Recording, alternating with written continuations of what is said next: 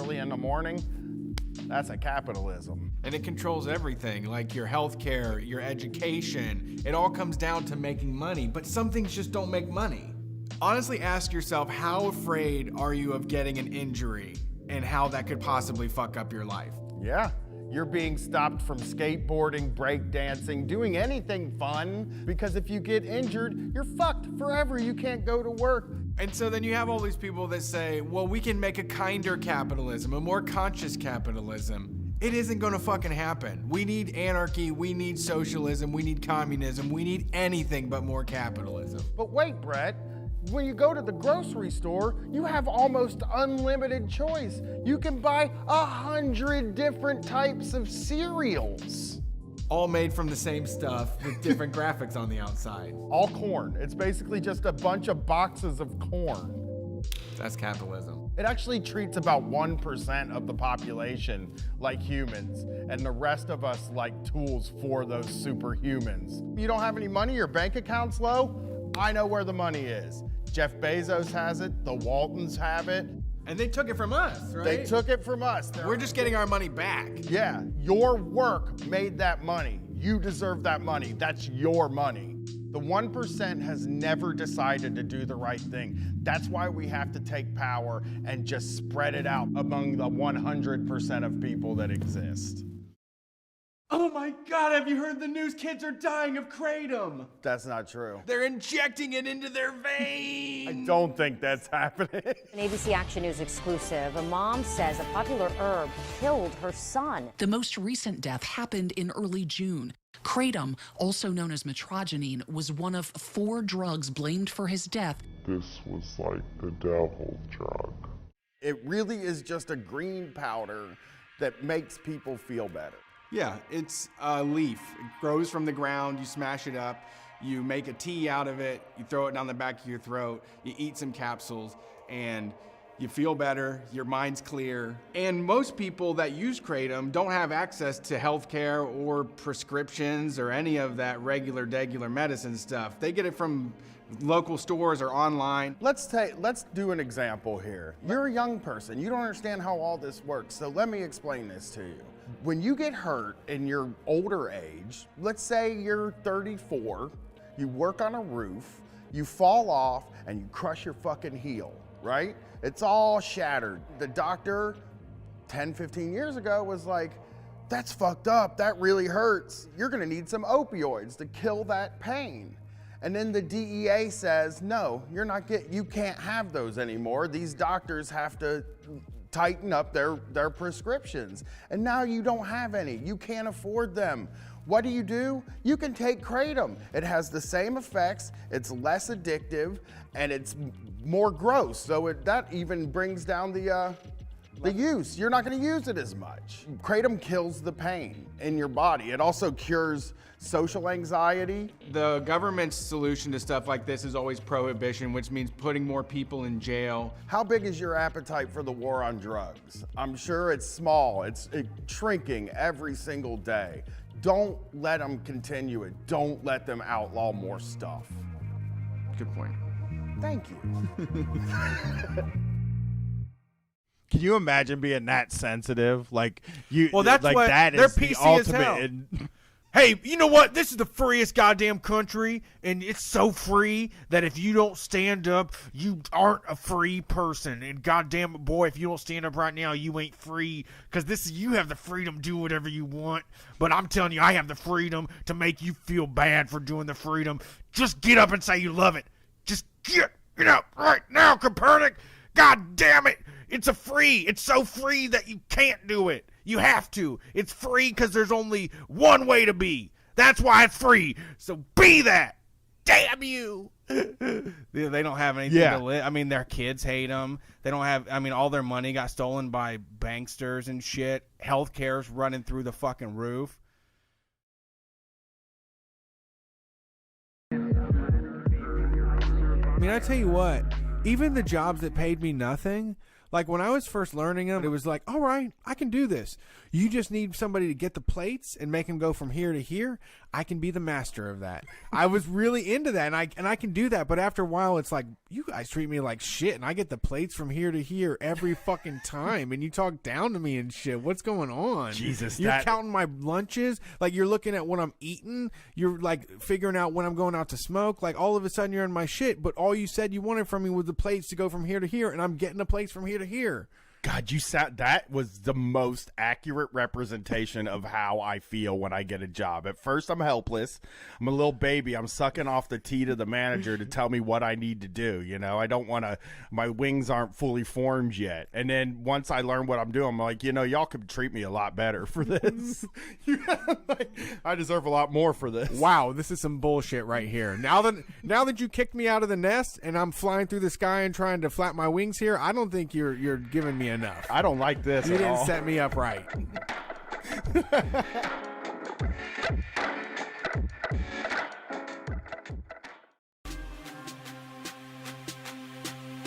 Before we commence expelling this ghost from this location, before we save Jake from the lock, I will light the ceremonial herb that will give us the sight, that will give us the power we need to set Jake free. My Twitter's not working out here. Let's see if you can get a ghost. Go ahead and try. I summon the ghost into ghostly ghostness. Come the fuck out if you're a real ghost. Now. Demand it. This is how we fucking hunt ghosts. And as we've pointed out, and as we've said, there are no ghosts.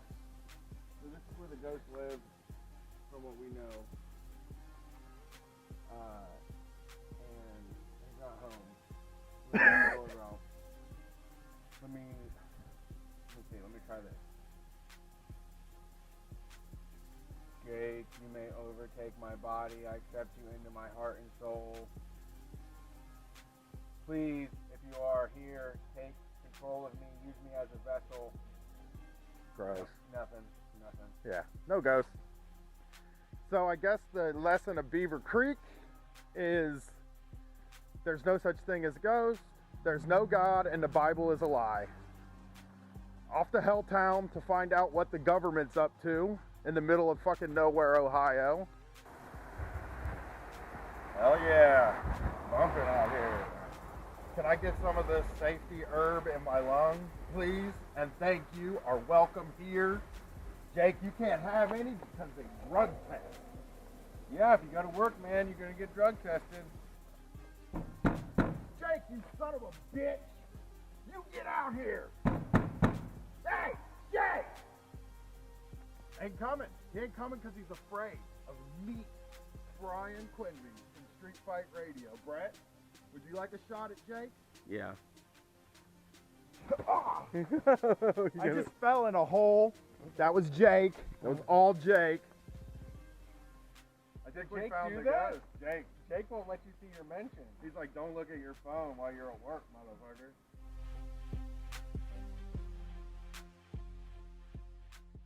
How many times have you gone into work and then looked at your boss and said, what are they doing?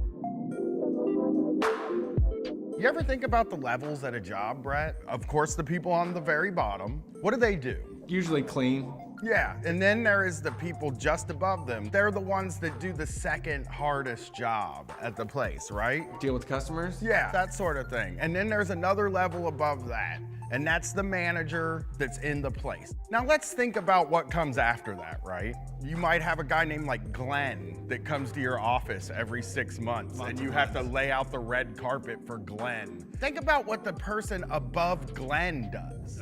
Jerry is the person above Glenn, right? Okay. His job is basically going to lunch, right? Yeah, powerful meetings, shaking hands real hard. We're gonna go up to the CEO now. The people that sit around a table and who knows what they're doing? Nobody knows what they talk about. Playing cards. What connection does that person have to what you do and what the customer gets? It just seems like you could really chop like 5 or 6 levels off of any job and the company would still run perfectly.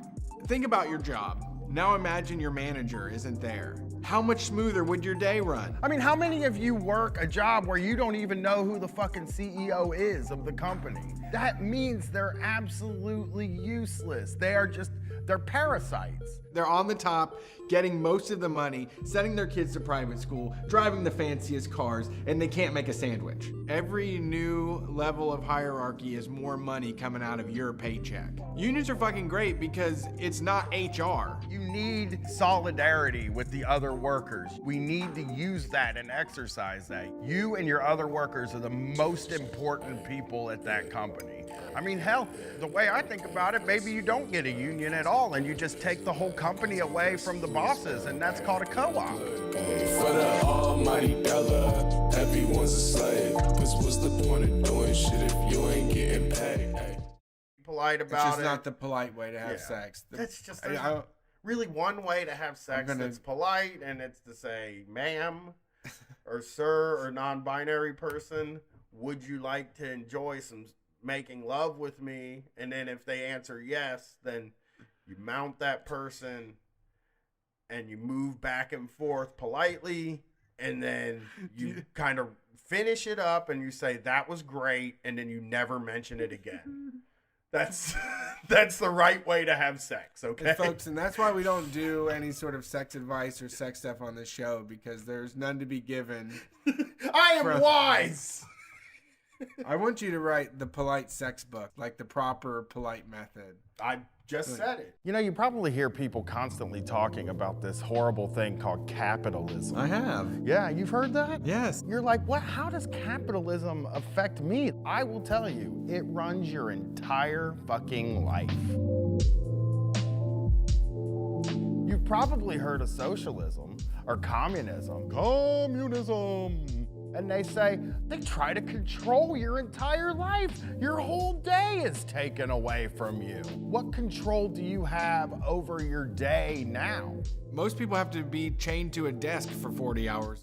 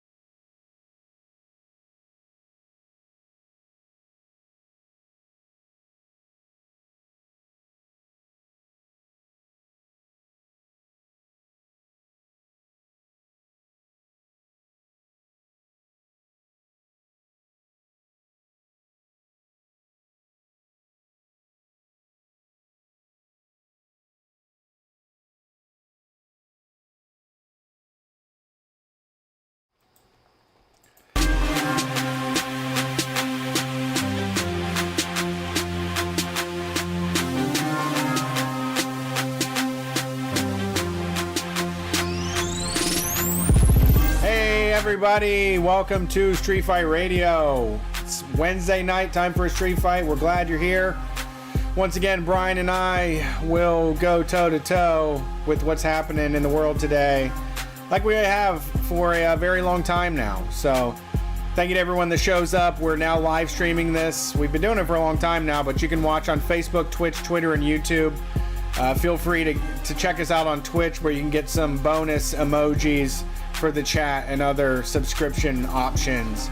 My name is Brett Payne. My co-host is Brian Quinby. We're Street Fight Radio, the #1 anarcho-comedy radio show on any station across the nation. And we're here to do it once again.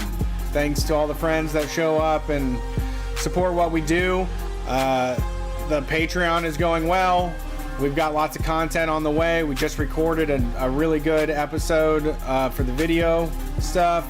And right now, we are still taking pre-orders. That's the biggest thing. This Friday is the last day for pre-orders on the Wavy collaboration. Street Fight, custom masks, long sleeves and long sleeve t-shirts, regular ass t-shirts. Check it out at store.streetfightradio.com if you want to get in that. We're donating money to the Greater Columbus Arts Council as well. So, we're here. How's it going, Brian? I'm okay. I think I'm gonna get myself a big ass dab, courtesy of Al Gore Glass, there on Instagram. This amazing fucking rig. I had my 6-month evaluation to see how my therapy's going, and I am glad to say that my anxiety is down quite a bit, according to my own answers. That's good news. My depression is up quite a bit, according to my answers, which I thought were real measured. So that's a little weird, but I think I'll be okay. You know, I was telling Brett, I see the light at the end of the tunnel, I think, and it's just going to take a little bit more work from me. And you know, that's great. That makes me feel real good. I have been working very hard on myself, and you know, just a sad guy. I can't help it. Well, you got to confront it. I mean, so much of like I've been listening to a lot of the old hard rock radio stuff. Breaking Benjamin, Crossfade, Cold, Disturbed, Blurry. Like I'm love listening to all those fucking Blurry's songs. tight.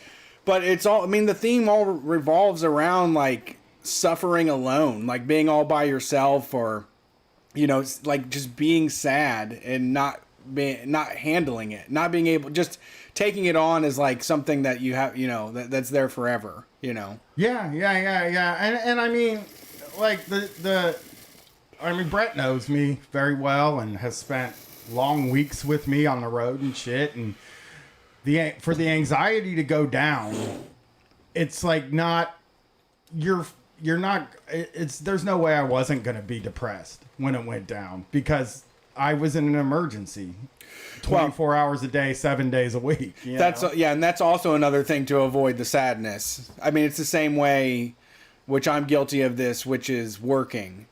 Like if I'm depressed, or if I feel bad, or I don't want to have an emotional feeling or conversation, I can just throw myself in my work and be like, I'm so busy, I can't do it, I'm so busy, and that just lets me avoid, you know, the thing that I don't want to confront. Yeah, I mean, I think I'm learning a lot about myself, that like only somebody that doesn't know you can maybe tell you and have you digest. Yeah, that's, you know, and like part of it. There's a thing about like when you know people for very long periods of time, and it's kind of like when you have a I don't know, a teen or like it's like when you don't notice that a kid is growing. Yeah. You know what I'm saying? So like, I think that like, I think that I didn't know what was making me feel bad about myself. You know what I mean? And he seems to have zeroed in on, I mean, it's self-esteem stuff is all it is. It's just, and it's like, that's why I feel like I can see the light at the end of the tunnel. It's like, and I know there's a lot of listeners out there that could probably benefit from hearing something like this, but like, I'm harder on myself than I am other people, very much, by a lot. Like other people, I will do anything to make them happy,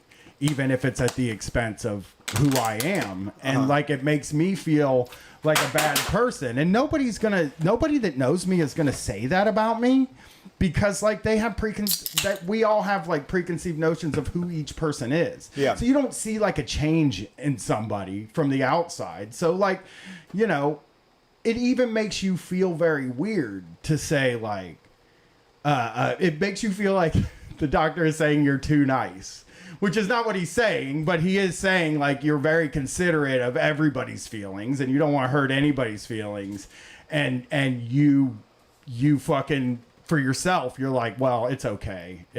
My feeling, it's okay, and I'm trying, man. I spend, every time I have these negative thoughts about myself now, I at least like talk myself through them. You know what I mean? And like, if you're out there and you're having problems with this, because I know this year is an incredibly tough year, especially when you can't socialize much, especially if you're like immunocompromised and you can't really go out. And I'm not saying like go out like to a bar. I'm saying like even just be outside and shit like that. You have to like there's a happy medium, right? Where it's like you should be concerned about everybody's feelings, right? Like I really feel that way. And I don't mean like just everybody in my life. I mean fucking everybody. I care so much that when people are unhappy, and I take that and I take it to mean that I'm the reason that they're unhappy. And that's not good for you. Don't think that. Don't ever think that. You know what I mean? And you're probably not. You treat yourself like the main character. In life, and a lot of times that leads you to think like, oh, like I'm the one that made everybody unhappy. I made COVID. You know what I mean? I'm in charge of the situation. Which I'm not. So I'm feeling better. I know, I kind of say this stuff every now and then. I just bring it up, but I think I'm getting there. That's good. And I wish everybody had access to this sort of thing. Weird day today. Joe Biden played Despacito on stage, and that was fucking weird, right? I don't know where that came from. Weird guy. He was talking to it was talking to Latinx people, I think. Yes. Right? But what you got to go out there and I would go out there and do some fake Spanish. You know what he listens to? He should have just gone out there and been like, have you guys heard Bad Leroy Brown? That's like my jam. Like, they make it seem, I think it's a really funny thing that happens now with politicians and the president. They have to act like they're into current pop culture. Like I was talking about this to my wife, like back in the day, dude, like people like my dad, maybe not my dad, probably closer to like your dad, would like The Simpsons would come on and they'd be like, I ain't watching this goddamn kids cartoon. Like Batman comes on and they're like, oh, Batman, what? This is for children. And now everybody's just into the same things. They're expected to know everything, which is stupid. And not relevant or authentic. But like, why does Joe Biden have to listen to Drake? Like, why does he have to be familiar with stuff like that, Well, that's what's infuriating about this stuff. Is like, this is what it comes down to. It's better than saying like, hey, I was listening to a pal of mine, Justin Bieber. You know, he had this great crossover hit. Instead, he just went out there and straight up said, like, I've heard this song before. Like, I know what you people love. I've heard this song, man. I really want the people that are supposed to be the real adults to be like real adults. Sure. You know what I mean? Like I don't want them to try to keep up with the teens. You know? I don't do that. Nah. I have one in the house, I feel like. But no, I don't like I don't try to say that I know exactly what's current at all times. You know what I mean? Because I don't. I fucking listen typo negative. So like I don't try to keep up with that stuff. And realistically, Joe Biden doesn't try to keep up with that stuff either. He is being told by a person in the back, you got to play Despacito, my dude. So like, you know what would be crazy, man? If you just went out there and played Despacito, like everybody would be like, holy shit. It was also why not just play it? This is your event. Why wouldn't you just have it queued up on the loudspeaker so people could get some dancing in? One, I agree with that. And two, like, there was something that made me nervous about him messing with his phone. That was just like, oh, I don't think this guy knows how to work a phone. You know what I mean? Well, he got it. He played it. That's all that's required. It just seemed like he was like, oh, I don't know the music. You know what I mean? Like he was just, I don't know. Probably somebody put an icon on the desktop so he could just boom. He's got a Windows phone. He used his jitterbug, and it just had an icon to play Despacito, and he just had to press a button. Yeah. So that's I mean, politics are crazy right now. Well, the debate is coming up at the end of the month. And we're not going to do a live stream of it because everybody else is going to do that. But we are going to set up a TV in the backyard and have a Kentucky Derby-like party. Yeah, we'll do drinks or something. Yeah, us and our friends. Yeah, you know what? We haven't got to talk about. I mean, haven't done a lot of coverage of it, but I was thinking about it based on a conversation on Sunday and that person that asked, and that there are people in my life that don't know the Joe Biden gaffes.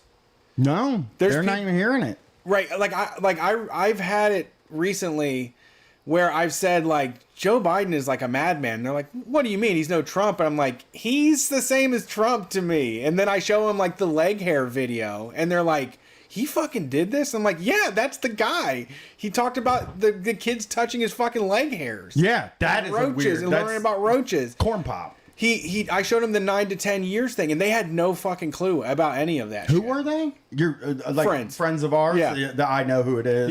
Yeah, that is wild. But because they're not on dunking on that shit online all day. They go to Trump... fucking work and then, you know. I don't think they know the Trump stuff very well either, though. I don't think this election is.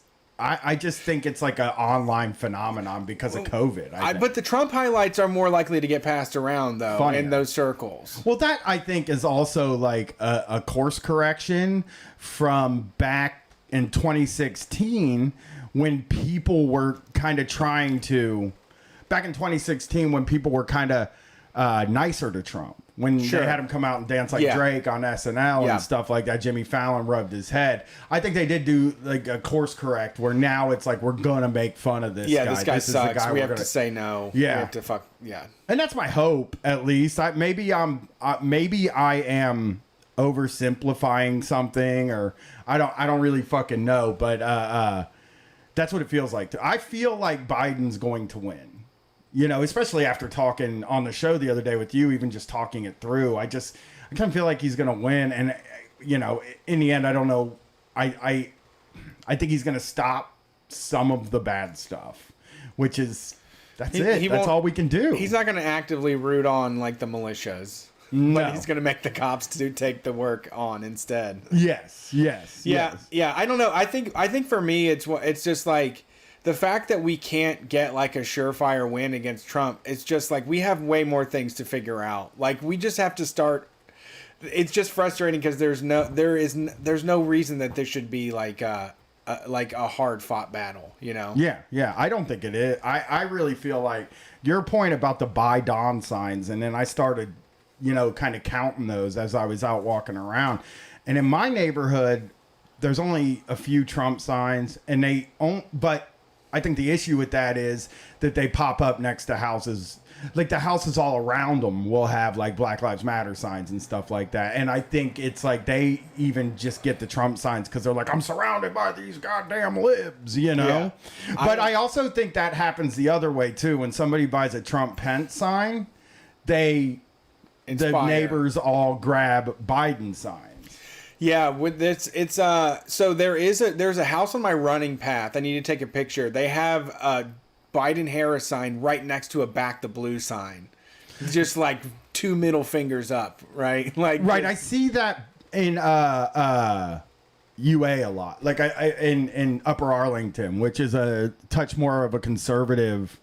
Well, it is a lot more conservative place. It's where rich people live. It's like where the OSU football coaches and shit like that live. So it is kind of Trump country a little bit. And there is this sign there that I saw the other day, right? Oh wait, this isn't it. I got a picture of it. I'm gonna read this sign. This guy made his own homemade sign in his yard. And it's something to behold. We got a vamp. See, this is why it wasn't so hard on Biden for trying to play Despacito, because I feel like playing with your phone in front of an audience is never going to be smooth. So this guy has a Trump signs in his yard, and we love UAPD, Upper Arlington Police Department. Okay. So I remember when graduation season was happening and their son was going into the Marines and they had a big Marine sign. I just remember this house. I walk by it almost every day. You know, well, I do walk by it every single day. And he had this sign made in his yard that says, "We believe." So it's like the ones we all know. Water is life. Science is real. And, love cures all. In God, family, and science. Ooh. They don't believe in science. They said they did, right on their front yard. I know. I mean, you can believe in God and science. Like, there are a lot of Christian scientists. That's not real science, though. What do you mean? Christian scientists. No, I'm talking about there's scientists that do right. Okay. real shit that are Christian. You meant the devotion Christian scientist is not related to science. No. But I just think, like, the Trump people, I mean, how can they make a claim that they believe in science? Really? I mean, yeah, he's trying to make a narrow fucking lane for himself. Right. What? They don't believe in the virus. They don't believe in the ways to fix the virus. They don't believe in climate change. They Right. don't believe in fucking... I mean, Right. there's no science. I can't think of a science... They like medicine, I guess. They like more liter in your truck engine, more literage in your truck engine, more displacement. They like displacement. Yeah, they fucking love that, man. They love it when black smoke comes out of the back of a car. Yes. It fucking makes them nuts. They get crazy for it. Number 2, all born and unborn lives matter. So they add a little 2 words to the all lives matter thing just to let everybody know, you know? We think globs of fucking goo are lives. That's what I call the small ones. Right, gummy bears. Yes. The gummy bears. Gummy bears are alive. Bears' lives matter. Also, what about like kids I'm thinking about having? Shouldn't their life matter? Shouldn't we have like make laws based on the kids I think I want to have? Yeah. The you know, obviously the old joke about like the crispy rag in the room. Do those lives matter? You know what I mean? Come is what I'm talking about. The next one, in listening, not shouting. 100% false. That is the most unself-aware thing a Trump person could ever say. Never had a conversation with one where they didn't shout at me and not listen to me. Right. And hard work and personal responsibility. All right. Yeah. I mean, that's you know, that's one they can get away with because you can't define that, but it really just means, you know, racism. Yeah. Hey, you know, if you're really filling out just means spreadsheets, that bad neighborhoods got that way because bad people live there. Yes.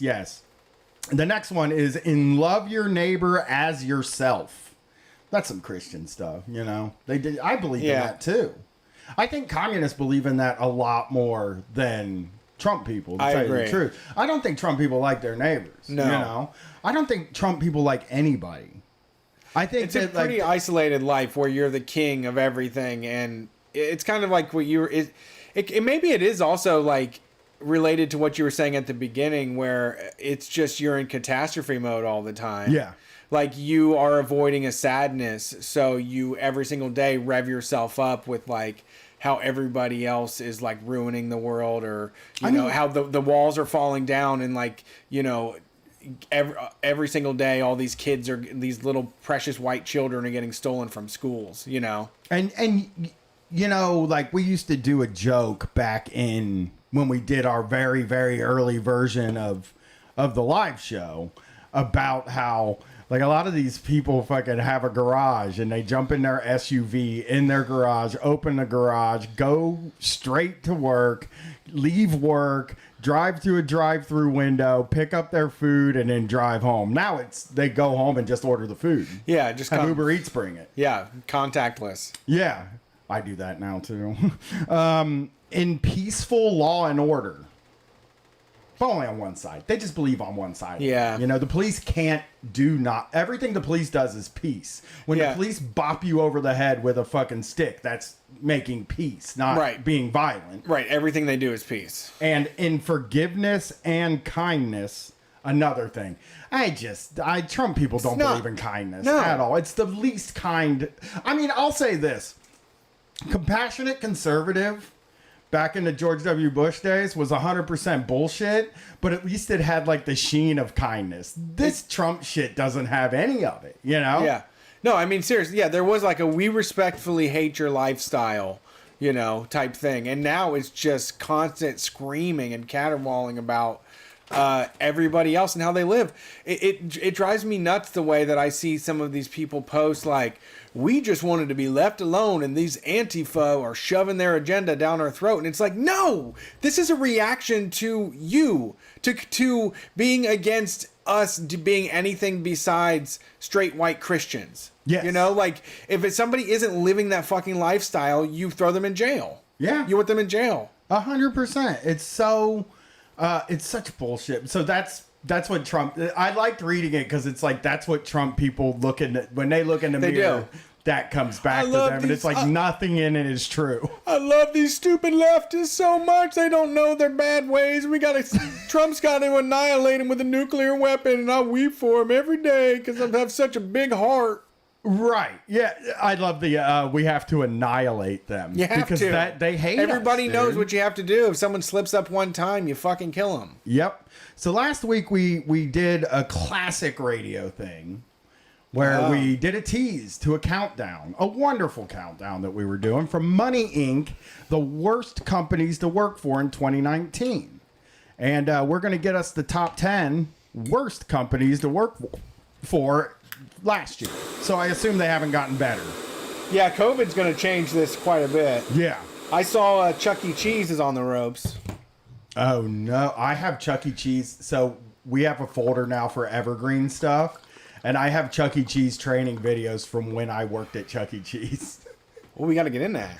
We can't. If we have time, we can definitely get into that. So let's recap the top. The bottom 10 is Forever 21, Xerox, Charter Communications, The Children's Place, CompuCom, which Regal, Dillard's, LA Fitness, Steak and Shake, and Conduent are the top. The bottom 9. I did get a DM from somebody who lives near Conduent and said, because Conduent, if you remember, has 85,000 employees. Yeah, that's a big right? That's a big company. Yeah. They messaged me and they were like, I know people that work there and I don't know what these people do. Like it's just like, secretive it seems thing. like telemarketing is part of the job, but it's just like, nobody knows what Conduent is. So let's go to number 10. Worst companies to work for in 2019. Right. Number 10. Brett, this is so obvious. It just bites you right in the nose. Oh, no, we already did this. Family Dollar stores. We're on 9. Did we? Yeah. Yeah, that was the last one we did last week. So number 9 is a company called Alorica. Okay. Alorica. Bearing the same 2.6 out of 5 score on Glassdoor as Steak and Shake, Conduent, and Family Dollar stores is our next entry, Alorica. Its mission to create insanely great customer experiences. That's insanely great. It's fucking, you wouldn't believe. Drives people mad. Yeah. So they create great customer experiences. Might be worthy enough, but when it comes to staff experiences, seems to have fallen behind the pack. CEO Andy Lee might enjoy an approval rating of 45%. Admittedly, it's not great, but compare it to some of the other CEOs on our list, and you may understand the cheese-eating grin he's sporting on his profile page. But his staff aren't exactly dancing in the aisles when it comes to pay, progression opportunities, hours, overtime rates, or company culture. So this is what this is salary, where you're expected to work 60 hours a week and you can't get any overtime. Okay. And that's why people hate this, yes. Obviously. I mean, I did just reading between the lines. Let's look and see. I'm going to Google Alorica. The experience is everything at Alorica. We provide customer experience solutions that span the entire customer life cycle. Really? What is this? They put a hat for you when you come back. They have your favorite hat. One of the most well-protected 100% virtual work-at-home solutions in the industry. Wait, they do virtual work at home solutions too? Yeah, it says the experience is everything. At Alorica, we provide customer experience solutions that span the entire customer lifestyle, and it's our job to be insanely great at it. Okay. They love that word, man. They're going off with insane. So they do email campaigns? They do customer relationship management. Miserable, probably. It's from customer care to revenue generation, tech support to back office maintenance. Explore how Alorica is redefining the customer experience. Just figured out what this place is. I worked at a place in 2001, like starting in 2002. I worked at 2001. Why am I doing this? I hate it when people get in that loop of like, oh, let me correct myself when nobody cares. Right. I worked at a place called Calltech. And it was just a call center with different areas.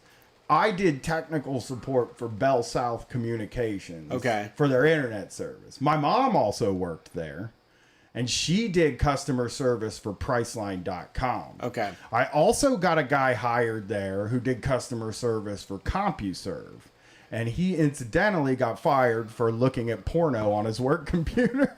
It was embarrassing. A little harder to see back then. You had to risk it all. On a T1, you're on a T1. It's just like, okay. Yeah. I mean, what are you gonna do with that? Think about it later. Oh, Spank Bank. I get it. So that's Alorica. I think that's what they are. Yeah, that sounds like it. You have Horrible a customer job. base. You just hand it over to them. Oh no, this next one's gonna hurt. This next one hurts, Brett. Speedway LLC. Really? Okay. Like, I know that working in a gas station isn't like the greatest job. And I also feel like I have looked at Speedway and I've seen what it says they're paying people on the signs. And that, like, I've always felt like this is something I could do. This Speedway feels like a thing that I could handle. Okay. You do Speedway 3 o'clock in the morning, dude. Yeah. Who's coming in there? Nobody's coming in there. You're just chilling. You get robbed like once a year, probably. You think so? yeah. The speedways and UDFs get hit up like crazy. Not my neighborhood. Yeah, not in your neighborhood. I guess you're right. Like we've had one robbery since I've lived there. Oh. At what's the place up there? Ollie's. Yeah, all the Claytonville UDFs got knocked off, and a speedway. Oh, that's sad. Yeah. I mean, the UDF is a place. Yes. That's a wild place to be. But so Speedway, I have to say though, like they are very far behind, because Get Go is here, and we've been to Sheetz and we've been to Wawa and we've seen like what a gas station can be. Speedway feels like I'm still like 4'6" tall, holding my mom's hand. Yeah. Looking for a fucking ice cream cone. It hasn't changed in forever. I'll tell you, how do you lose money by just buying stuff for a lower price and selling it for more? True. Especially if you've never spent any money on renovations, Yeah, when we're on tour, I will not stop at a Speedway. No, it's not a thing I say out loud, and it's not something you have ever talked about. I will never stop at a Speedway. I mean, what's the fucking point? The one by my house had good gas. But it was always like there was always a line. Not good, like cheap gas. There was not good gas. Not like the gas made your shit go better. Well, let me tell you about my mother-in-law and father-in-law. There was a gas station called Thornton's where I grew up, and my mother-in-law and father-in-law were like, if you don't get your gas at Thornton's, you're screwing up because they have the best gas. Oh, really? Oh, they love that gas. They said it was definitely better gas than at Speedway or Shell. Wow. They were like... It's that country gas. Thornton's gas is top of the line. I don't know where they even heard it. It was more truck type stuff. Wasn't it bigger and more food service and stuff, too? There were 3 Thorntons in the neighborhood I grew up in. Yeah, like around the neighborhood I grew up in. Thornton's was good. Thornton's was the first place to put Subway in it. Getting drugs out there, and I would always stop at Thornton's instead of anywhere else. Yeah, Thornton's is tight. Thornton's was... And UDF is also very old looking and kind of crummy, but milkshakes. They got ice cream and milkshakes. Hand-dipped fucking ice cream. Yeah. So that's what's nice. And they have a fucking vegan blend now. Oh. In pints, off the shelf. They also they do sherbet freezes, which are my favorite drink that is the most unhealthy thing you could eat. Yeah. It's fucking sherbet, and then they pour lemonade in it and make a fun. milkshake. I love it. So I get orange sherbet with lemonade 80 as grams the of freeze. sugar. Oh, it probably... Yeah, it's just so like I get them like once a year. I like rainbow sherbet a lot. Sherbet. You don't say, I say sherbet till I die. Man. I say it's both. Sherbet forever. I go back and forth, but I'm a sherbet guy. Sherbet I've always been a is big like- fan. Like I never Sherbet. liked Chinese food or Japanese like steakhouse stuff. I never liked any of that stuff growing up. Bad. But I know. I agree. I like it now. I get it sometimes now. Okay. But I would go to the Japanese steakhouse and I would just be sitting there the whole time. Just at the end of this, I'm going to get orange sherbet. And that's what you were looking for? Oh my Forward to? God. Yeah, because I loved it. My parents wouldn't fucking buy it because like nobody else liked it. Nobody likes orange flavor. It fucking is mind boggling to me. Nobody. I'm all citrus all the time. Thank you. I'm citrus over chocolate and vanilla. Thank you. That's why we work together, Yeah. dude. Because I fucking am like my daughter. If I get the orange Gatorade, she's like, nobody likes orange. And just like fucking, I like orange Tic Tacs. Yeah. She's like, nobody likes the orange Tic Tacs, and I'm like, fucking dude. And it is like because it's like the generic. It's the worst popsicle flavor to a lot of people. Not me. I'll fucking eat 5 orange popsicles, but they do usually give you more orange popsicles than Reds. Filler. Yeah. Yeah. But I mean, you know me, low self-esteem. I was just like, give me the fucking orange, baby. We'll take what no one wants. I like orange. I do. I'm a big orange fan. All they give you for this is that 34% said they'd be happy recommending the workplace to a friend. I don't know, man. Yeah, you're probably right about the robberies being like a big drawback to working at a gas station. But I always wanted to work at a gas station for years. Like before I was a cable guy, I think before Caltech, before I worked at the tech support place, I wanted to work at a gas station because I always felt like it would be pretty easy. Like if you worked there at night and you were just kind of hanging around. My Speedway, man. Now I'm thinking about it. I had when I lived in forever ago. I used to get my cigarettes from there every day, and they put like a little pizza oven back there, and they had them motherfuckers selling lottery tickets, ringing up gas, money orders, and then they would have to go out back there and do like that Subway. You know that like the metal tray with the black handle, like one of those toaster machines. And they had it stacked up. I just saw it stacked up like next to a microwave. Post-it notes from the manager are covering everything. Like, don't fucking leave this on. It'll burn the building. You remember to clean this out. Like, just fucking haphazard everything. Like, I don't want this from my fucking cashier. Yeah, put the food on rollers out there and I'll manage. I know, and like they'll have like a new coffee and it'll be Shockwave coffee that's just got double the caffeine and like that. But they need made to order there. Yes, because that's the wave of the future, dude. It's finally reached the Midwest and it's going everywhere. At this point, people are ready to eat at the gas station. They're tired of going to the gas station and then going to McDonald's. They just want the McDonald's at the gas station. I mean, the Get-Go has Impossible Burgers out. Oh my God, really? Yeah, they got all kinds of fucking like vegetarian options and vegan options, and they make cheeseburgers and they make all kinds of shit. Every time I'm in there, I like want to walk over to that thing and just start ordering. Here's the deal, though. Much like UDF, because this is a big problem at UDF too. When you order food there, person behind the counter gets furious at you for it. Yeah. It's like, what the fuck? Come on. Nobody eats at a gas station. They're just mad. Yeah. The next one is CDK Global. I don't know what this is. CDK Global? CDK Global. Computer hardware and software company CDK Global has an 8,500 plus staff base covering everything from sales reps to software engineers to implementation workers. While 62% of those employees would be happy enough to give CEO Brian Kurzanich their approval, who are these 62% of people? Who gives their CEO approval? I think it's probably Glassdoor rankings. That's what I'm saying. Why? What?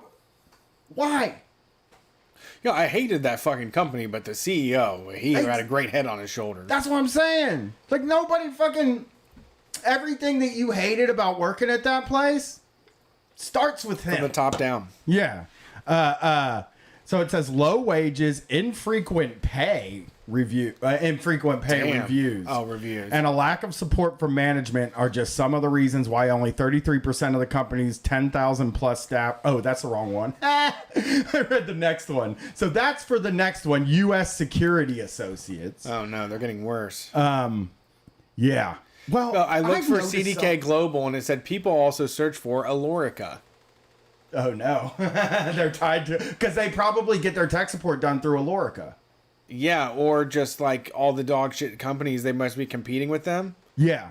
See, it says... it's overworked, underpaid at CDK Global. That's what people are pissed off about. Sure. But what... Can I gotta say this, because this is a old politics thing too, right? Where like people hate Congress, right, as a whole, but they like their congressperson. Sure. You know what I mean? Like that's like a thing when they poll. It's always like, well, it's not my guy. Right. We have the right one. I mean? I like this one. And everybody thinks that. And what's really jumping out to me while doing this is that a lot of companies are like, most of them like their CEO, but they think the company's pure dog shit. Right. So the next one's U.S. Security Associates. It is low wages, infrequent pay reviews, and lack of support from management. Let me look here. Let's see what they do. Oh no. That's uncomfortable. They have like they're one of those security companies that try to be like, they try to let you think it's the police or like the Department of Homeland Security. You see those cops all the time. Yeah. Around. Okay. The car that looks exactly like a cop car, but then when you're looking at it from the side, it says patrol. Yes. It says they're a market-leading, wholly owned American full-service safety and security solutions provider. So that's what they do. They also pay for shit. I'm looking at, so they're a security company. Wonderful. That they have no room to move up. I'm looking at the Glassdoor reviews now. So here's like the general consensus. Oh, come on. All right, well, I lost Glassdoor because I got to sign in. Hold on. That's exactly what we needed. I love it. I fucking love how you have to sign into everything. All right, now, please, let me get back to what I was doing. Okay, so here's the general pros and cons for this place, okay? Pros, easy job, decent pay, not much to do. Great. That's in 35 of the reviews. That sounds fucking... pretty cool. Yeah, that sounds like a plus. pretty nice gig. Easy work, not a lot of stress for non-managers, and 34 reviews. Okay. But now we're at the cons. Low pay, peers, low education, immoral, and poor character are some of the words that showed. I think some of these people working here should be in jail. That's what it was. Low pay, peers are low education, immoral, and poor character. That's what it is. There was a guy I used to work with in Texas that was in a privatized prison, and he said that the guards were like paid so little that it was just they would do anything for money. Like you could ask that if you gave them money and were like, "Get me this," they would do it because they were not paid enough to not do it. Yeah, we're making $9.50 an hour. Right, making $9 an hour, and someone is like, "I'll pay, I'll pay $100 for an eighth of weed." It's like, okay, that's I can do that. That's all day's fucking work, a profit, Yeah.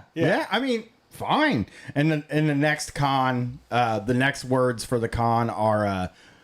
Low-paying company hires officers with no experience. No call, no shows are excused. No raises and loose contracts often.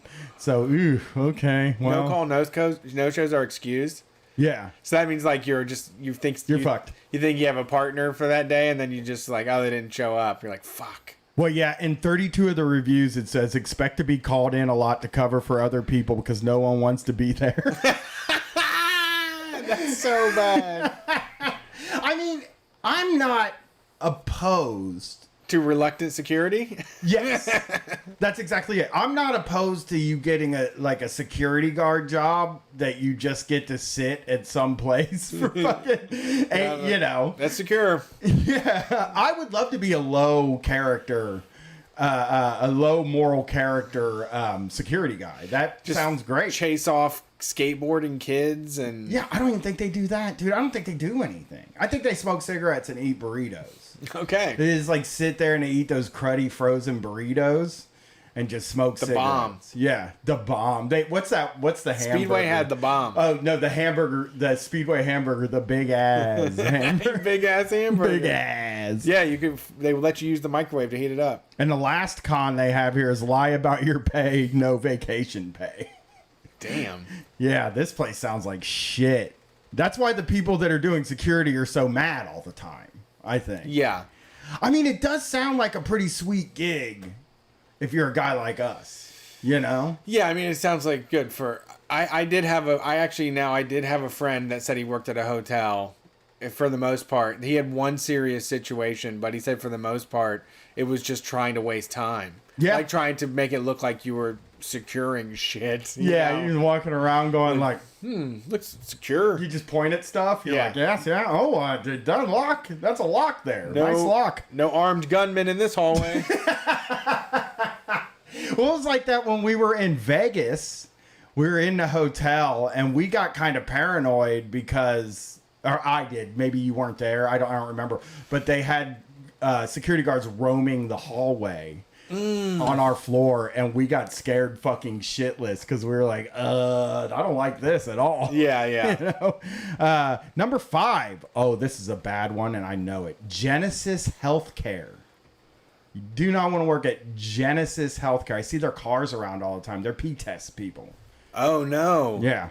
Pennsylvania-based healthcare service provider Genesis Healthcare may be helping hundreds of patients nationwide, but it's doing little to improve the fortunes of its 10,000-plus employees. Inflexible upper management, low morale, limited career opportunities, understaffing, and poor pay are just some of the many complaints levied at the company by its dissatisfied workforce. So, Yeah, sounds bad. it's drug tests. Yeah. You know, it's Yeah. got to be a miserable fucking job to do drug tests too. It's just, I cannot imagine. How can you be passionate about that? Yeah. I mean, you're not helping anybody. Maybe they're saying, maybe they do convince themselves that they're medical field. Yeah, and that they're keeping like drug users from gainful employment. I don't know what they're to be proud of. Safety, maybe. Yeah. They're like, oh, you know, we make safety. This guy, he's driven this cherry picker for 25 years. He happens to bump it into somebody for the first time, and now we find out he's been smoking marijuana the whole time. Yeah. Imagine all the accidents he could have got in had we known he was on marijuana. That's true. That's probably, I mean, I try to figure out, you're right, because you try to figure out what good you're doing for the world, right? A lot of times when you have a job. Yeah. One of the things you're trying to figure out is like what kind of good you do in the world. And when you're working at Speedway, you sort of know kind of what you're doing. You know, like when you work at Speedway, you're like, well, I might not be doing something that's like super great for the world, but at least I'm helping people get their Shockwave coffee and a taquito on the way to work, you know? Right. I mean, you're serving a function. You can just kind of deal with it. It's like, hey, you know, people like to buy shit. People need to fill their cars. I just facilitate that. For sure. So that was like, you know, for me doing sales was like, I don't want to like convincing people to buy your product when it fucking sucks. And that's what a lot of the those drug test companies are too, is like, hey, we need to bust all the people at your work. And it's like, why? The job is fine, you know? For sure. Yeah. Now I have a drug testing budget at my work. Yeah. That is bullshit, man. That's the money that goes into drug testing is just money thrown literally in the toilet, you know? It's a waste of time. The next job here, number 4, Frontier Communications. Oh yeah, that sounds bad. If you're considering jumping ship to the telecommunication provider Frontier Communications, think twice. Of its 10,000 plus employees, only 23% would recommend the company to a friend. That's really bad. Citing poor management, limited growth opportunities, frequent unnecessary changes, and a poor working culture is just some of the reasons why. CEO Dan McCarthy has to take some of the blame for the terrible reviews, especially when you consider the fact only 14% of Glassdoor users approve of his leadership. Jesus, that is awful. Hang it up. Yeah. This is why there should be some sort of democratic ownership of the fucking workplace. This is why we need syndicalism. I agree. Because if 80% of the fucking people don't like who's in charge, that person doesn't deserve the fucking job. Yeah, I think you should. You're totally right. If you're working at a place where only 14% of the people like you, they should be able to just take the company away from you. You know? Okay. Ryan in the chat says Frontier sucks bad. The company he likes working with the least, and he has to deal with AT&T and Verizon on the regular. Oh, really? What? I mean, I'm looking at their Glassdoor now. We can look and see what their pros and cons are. Are they just a phone company? Yeah. It says telecommunications. Is that internet and shit?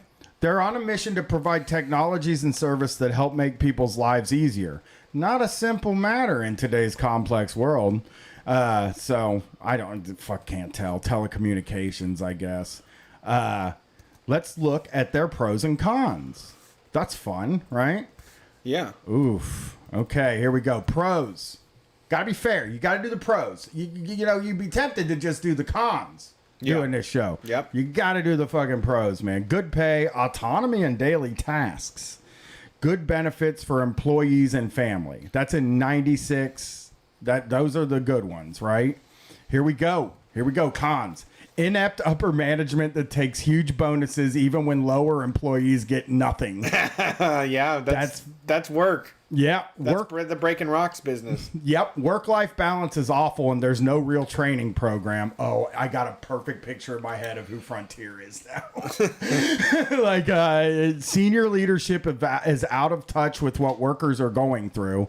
That is a sentence that is true of every job in every big bureaucracy. A lot of times we talk about small business tyrants, and me and you talk about the tug of war between working in a big bureaucracy and a small business. Right. And I think the worst part about working in a big bureaucracy is that the senior leadership is just having champagne and Gouda all day and saying make them sign out to go to the bathroom from now on. Yeah.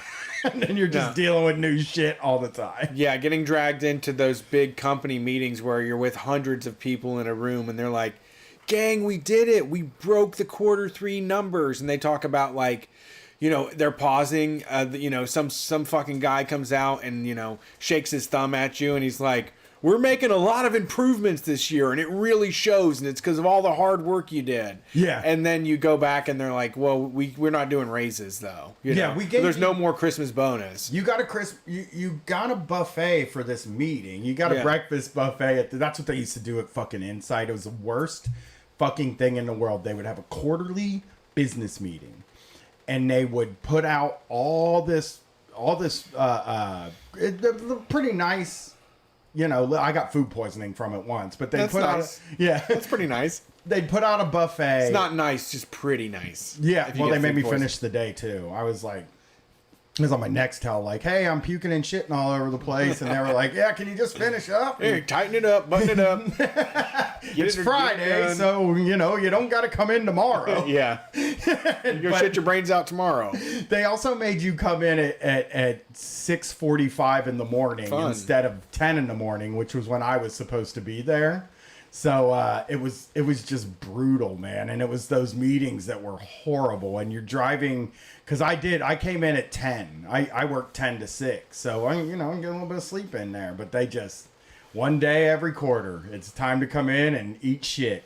The next things are all decisions made at senior management level and VPs. That's always bad. But that's another bureaucracy thing. That's another huge company thing. That's true. Very unprofessional work environment and tons of dirty sales tactics. Yeah, that's how you make money. Guys, we watched that show. What's that show? The Men Who Made America? The food that made America. Yeah, The Food That Made America. It's this amazing show. We just did a bonus Patreon show where we watched it, and we'll get you the audio of it too. Like we're gonna release the audio this time too, right? Yeah, I think so. It's fucking hilarious, but there's a lot of moments in it where they're like, and then the guy that made Coke, he had to burn all of the business records to start a new era of Coca-Cola. Right. You know, or like Mr. Hines had to do fraud against the bank to get ketchup to where it is today. And it's like, all right, well, I guess if it's business, then it's okay to be fucking devious. Yeah. I mean, it's funny that show is really funny because it's like, all of the bad shit that we talk about capitalism online all day and on this show, and there's other shows that talk about it, and it is like the most pro-capitalism thing in the world, to the point where there's like things that are bad, and you're like and they're just framing it like, this is fucking great, you know. All right, Brett, number 3 I think could hurt your feelings a touch. What? Number 3, I don't know if you shop here, but it just has Brett vibes to the place. They closed the one here, Fresh Market, the Fresh Market. I don't know that one. Oh, it was by Mark's. It was like it looked kind of like Whole Foods. Okay, cheaper Whole Foods. It wasn't. No, more expensive Whole Foods. Wow, way more expensive. Never been. Everything in there was $6. Or up. I think Fresh Time has got that now. Yeah, everything's $6 or up. Yeah. It's just, I don't know where I'm going to be at when I can afford to go to Fresh Time. Right. The Fresh Market with a ranking of 2.3 out of 5. The Fresh Market may be serving its customers' needs, but it's clearly not doing the same for its 10,000 plus employees. Its CEO, Larry Apple, has to take the brunt of the blame with only 27%. Okay. So it says meager pay, a poor work-life balance, and limited career prospects are the reasons for this. No mobility. Yeah. And also, like, that sucks also when you see someone who's like, oh, these apples $5 a piece? Wonderful. I love them. This is great. I'll have a dozen of them. So you watch somebody spend $60 on apples and you got nothing going for you. I know. You're not getting shit. You're like, we could steal a little bit more money from these people and give it to us, like, what the fuck? Yeah. Spread it around, man. You're selling apples for $5 a piece. We could steal some of this money from other people. Fucking selling dry-ass pastries for $13 for 4. Fucking that hot foods bar at Whole Foods. People go in there and love it. They'll just pay $18 for like a cardboard box full of fucking garbage food. Yeah. The Fresh Market was a place, if you had got to go there, it would have been Brett Payne. But all kinds of, hemp hearts and whatever. I used to go in there dried and buy hemp meat. hearts right by the register. I got a lot of my meat there. You go there and get some steaks. And the butcher actually knew about the meat, that's why I liked it there. Like he saw it before it was dead? No, I'm saying that when you go to Kroger butcher shop, I just went to get deli meats today. Right? Okay. I wanted some hot gabagool, I wanted some hot gabagool, and I asked for it, and the woman was like having a hard time like getting what I was saying, so I pointed to it, and she was like, "Is this it?" And I'm like, "That's the stuff." And she went over to slice it, and she sliced it super thick, and she was like, "Is this okay?" And I was like, "A little bit thinner." She just sliced the rest of them that thick and handed them to me. And then I went home and I made my sandwich, and every bite just pulled a whole piece of capicola right off the fucking sandwich. It was horrible. It was like eating beef jerky sandwich. It was one of the worst fucking sandwiches I ever had. So yeah, that's not gonna make That's when you got to bite into the sandwich and then just grind your teeth back and forth. Yes, that's what you're doing. Yeah, you're like, I wish I had fucking vampire teeth over here. I wish I had some vamps. Yeah, that is fun. That is like, I hate those altercations. Like, I think that there are people that care. There are people that genuinely care, but the job doesn't pay enough to make you want to do it. Or they don't teach you. But just to have somebody like this one, that you're just sitting there like, you don't even know what you sell. Like, yeah.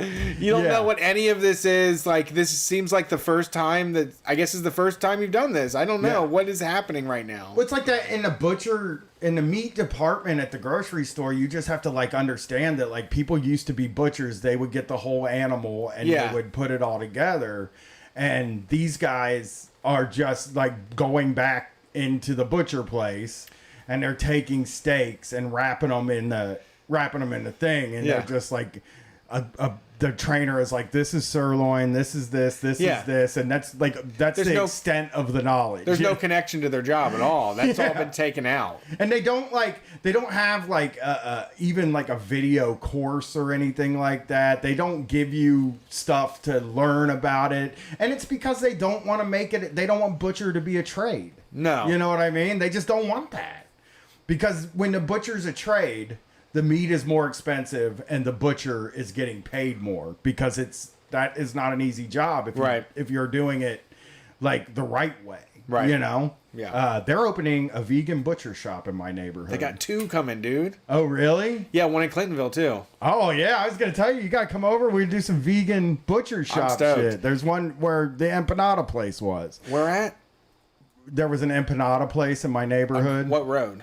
It's by Kroger. It's across the street from the Kroger. Oh, okay. Yeah. So for Fresh Market, they got a good employee discount during the quarantine. Okay. They get 20 to 30% during holidays. I mean, on what though? Like on really expensive food. I mean, the 20-30% will get it down to the prices you're paying at like a regular grocery store. I went to our local frou grocery store and was looking, and there was like salmon was $40 a pound, and I was just like, damn! Imagine buying that. Wow, that would be insane. Like how much it costs to feed some. I don't know. I guess So the cons for this place are constant new upper management. Wow, that's a tough one. That's not good. That sucks. I only worked there for a year and a half, but we had at least 4 different store managers. That's a tough one. That's awful. That is a tough one. Because 3 of them were probably dicks. And every day is just like crisis mode, and there's no permanence at all. Nope. Like you're just like, we have to implement Robert's new standards of the store now. Yep. And then all of a sudden, everyone thinks Robert's an asshole. He's ruining. He's running all over people. It's months of hell. Then they kick Robert out the door. You're like, oh fuck, Robert's gone. We got Janet now. We got to work the Janet's. Now Janet is going to run roughshod on us. And you have to call her Mrs. Janet. Right. And she's gonna shape up this joint. She said you can't. She said that walking to break doesn't add any extra time to it. She says if she catches you looking at your phone, she's going to dock your pay. Yes. Department managers not held accountable for performance. I mean, whatever. I don't care about holding people accountable. Well, they're managers, though. So there's people under. Yeah. True. I mean, I think if you're running a business, it should be, like, accountable. This is in 43 reviews for this place. This next one. Okay. Upper management has no training on how to handle workplace assault or harassment. Wow, that's terrible. That's the really bad company. Blue Apron that's shit. As bad as it gets. And How many assaults are happening at your fucking job site? And this is as frou-frou as it gets. This is that's like true. rich people grocery store. Maybe that's what it is.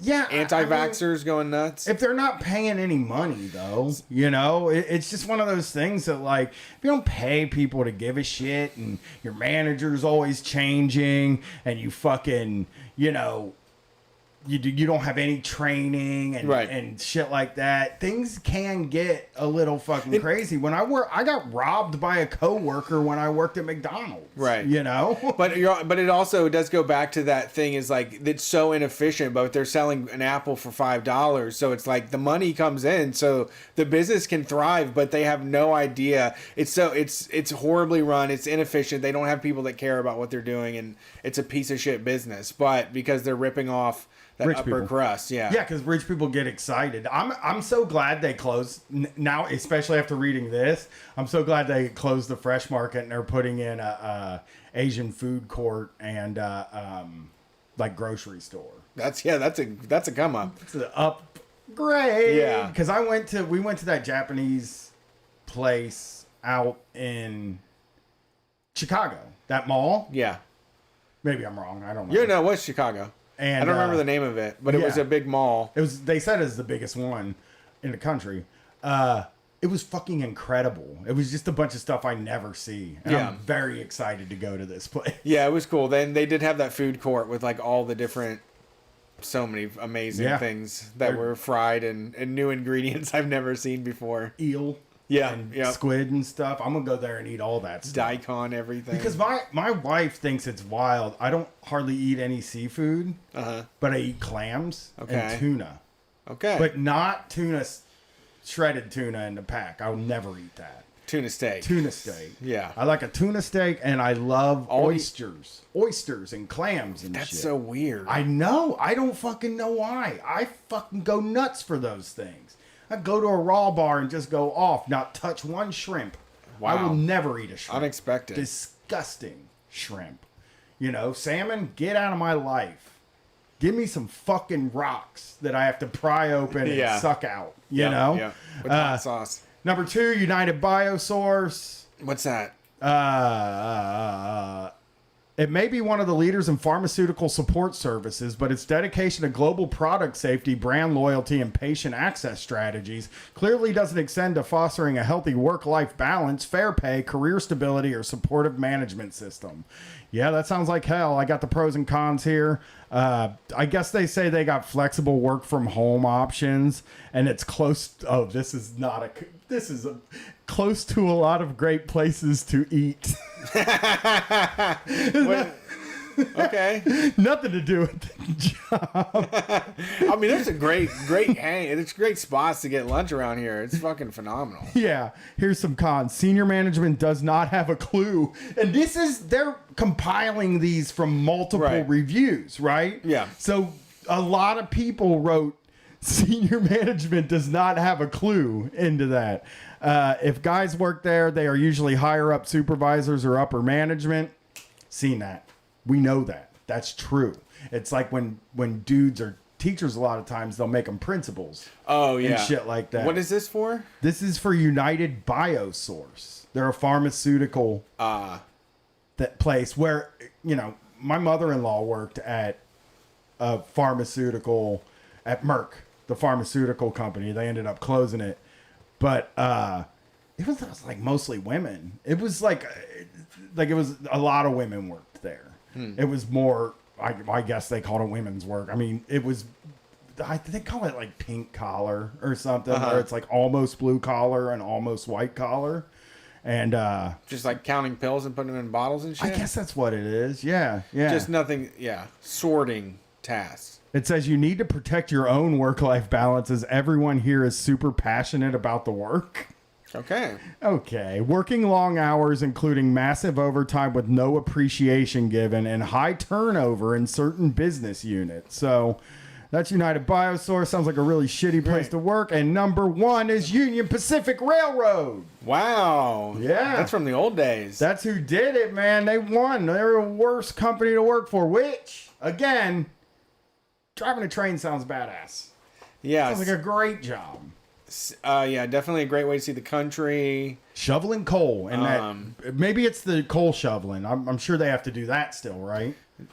Yeah, they still have to throw that in a. Don't they throw that in a big car? I don't know Sure, if they do don't with do that. I'm sure they don't shovel the coal. Oh, You think they into do? the fire? Into the fire to get it going. Come on, let's get this. I mean, I was thinking all that shale boats that were in Pittsburgh when we went. But no, the railroad. I don't know if that's still fired by greasy guys in overalls. Yeah. So the review, let's just look at the pros and cons rather than read that whole thing. Great pay and benefits for working families. Good pay. They all say good pay and great benefits for the pros. Let's look at these cons, baby. Work-life balance is not that great, which I imagine is for the people driving them fucking. Yeah, you're gone for, like, this thing is slow. Yeah. I drove next to a train yesterday. I live right next to the tracks. I was going 45 and going faster than that, and I was, like, imagining... my mind was blown thinking of driving to, like, Chicago going 40 miles an hour. Can they go fast? How fast Probably do they can go? in the city. I think when they probably get to open it up when they're out in, like, BFE. Yeah. But I think through the city, because they're right next to, like, a famous pizza place, they couldn't knock that out. I'm looking up how fast is a freight train. What's that chicken place that's over there? Have you had that chicken place that's on Sinclair? No. They have real aggressive advertising. Like, I don't know. It sounds good. Really aggressive advertising. Yeah, they put signs out there that, like, no one beats our fucking fried chicken, that kind of stuff, you know? So it says... Like, stop, like, slam on the brakes and try this fucking fried chicken. Okay. It says here for a freight train, a Class 9, which is the fastest that you can get in the country, 220 miles per hour. Baby, I like that. That's Formula 1 style. Class 8 is 160. And You get to go that fucking fast? it probably fucking rules too. Yeah. Rules. I want to take a train trip so bad. I wish it wasn't COVID because I don't want to be stuck in a fucking train. Yeah, I don't know fuck with trains though, man. They are the worst transportation. Really? Yeah, I mean, what if you get one? It's like a cruise. No. Yes. Anymore? Yeah, it's like a fucking cruise. Casinos on them? I think they do. Do they have an observation deck with like a pool and a slide and I don't think they got that. They don't have endless buffet. They do have food though. I don't know what it is. Ugh. I've never been on a cruise though, man. And I think being on a train sounds fucking great, man. You get your like home little room area. You're fucking looking out the window. You seeing the cows and shit. Smoking unfiltered cigarettes. Yeah, it sounds fucking magnificent. Stabbing them out halfway through and then getting frustrated and lighting another one. Yeah, I don't think you're probably definitely there's no outside to go smoke. I'm 100% positive of that. Work-life balance is not great. The company expects employees to be on call 24/7, 365 days a year. No. That's brutal. Hell no. I've been on call before and it's the worst feeling in the entire world. No. Long hours, don't care about employees. And believe me, this is from 79 reviews, Brett. And believe me, the railroad management tests for rules violations all the time. So they're fucking coming around seeing if I'm violating shit. They check on us too much. Yeah, they care too much about how it gets done. And it says be prepared to be furloughed for months at a time. No good. So that's it, man. That's the top 20. I'd still want to get on a train. You know, I'd love to take a train to California, I think. Okay. I mean, a luxury train. Sure. Do we have is there a luxury train? I think it's like, man, you could fly to Europe for that amount of money. Okay. But I can't fly to Europe because I can't get my passport underhand. That's true. You know, I'm too lazy. Okay, I'm looking. The name of the place is called Kickin' Chicken. Okay, I'll have to check it out. So yeah, they have luxury trains here. Okay. You can get a private rail car. Okay. And that sounds and it looks very nice. How it much? looks you know they're not going to tell you the fucking price, man. I'm looking. They look cool though. America's Trains. So, it probably is expensive. I will say that. But I think it could be fun. I mean, I would love to get dinner where they have one of those silver platters that covers your plate and they like surprise you. You know, you don't know what it is. That's fun. Train share. Check this out, dude. Those who have a train share and use a private car have the opportunity to choose the destination and routes. What? You also become a member of the Train Share Association, which gives owners more benefits such as train, rail, and travel-related items at discounted prices, an owner's newsletter, complimentary beverages of all kinds, and special predetermined preferences such as activities and menus. They appified train travel? They did. They did. That's what it looks like. Jump on a train for the next 72 hours and get to fucking Louisiana. Yeah, yeah. I gotta do this, dude. I gotta get on a fucking train, man, and just fucking go nuts, dude. No, it's just you see the country, man. You get to see some shit. Oh no. Okay. Well, it says how much does it cost? Okay. Grand Suite. $7,087. For how much? Initial journeys will be 7-day trips across the U.S. from Texas to New Orleans. Whoa. I mean, that's not a long drive. Told you 40 miles an hour, dog. Featuring layovers in Fort Worth, San Antonio, Houston, and New Orleans. That's the $7,000 to go from to see Fort Worth, Texas. Horrible, crummy fucking trip, man. Well, that's a Grand Suite. Is it Grand with an E at the end or something? No. Let's do, for this last little bit of the show, something we teased last week. We're going to do Dear Abby. Oh, okay. You ready to do Dear Abby? Yeah. Who's Dear Abby? What is her name? Abigail. Well, first of all, this is Dear Abby's daughter. Oh. Dear Abby passed it on to her. Oh, that's it was a different Dear Abby when I was a little kid. Okay. You know, I read Dear Abby every fucking day from the time I was like 9 until I stopped having newspapers. I would get the subscription to the newspaper to hear Dear Abby, to read it. Yeah. And the funny papers. Yeah. And the accent section. That was the big, and the Weekender. Yeah. Go circle all the movies I want to see. You were a paper kid? I love the news. Is that bad? Slap the paper. I love the newspaper, man. Stiffen it up. I mean, I love the accent section, which was all like, you know, entertainment news and goofy stories and shit. You know, that was my shit. Yeah. Yeah. So let's do Dear Abby here. Let's see her maybe give some, I don't know what kind of advice she's given these days. Eating ass stuff. No, she doesn't do that. She's terrible. Dear Abby, my 32-year-old son, Jerry, wanted to propose to his girlfriend, Jerry. Fucking Jerry. Jerry! No, it's you Jerry. Old bastard. We're going to Jerry's bachelor party. Wee-hoo! 32 years old. Jerry got his fucking keg, man. Yeah, Jerry. That Jerry. So Jerry wanted to propose to his girlfriend, but didn't have the money for a ring. Smart. Story as old as time. I don't have a ring either, and never probably will. I can't imagine when I would ever. Now that I've been married for fucking 10 years, it's kind of like, I don't know. You know, yeah. I'd rather do the honeymoon thing. You know what I mean? You want to redo your vows? You got to do the redo your vows. That's just from TV. That's just a TV thing people do. Yeah, I want to live like I live in TV. I don't think renewing your vows is a thing.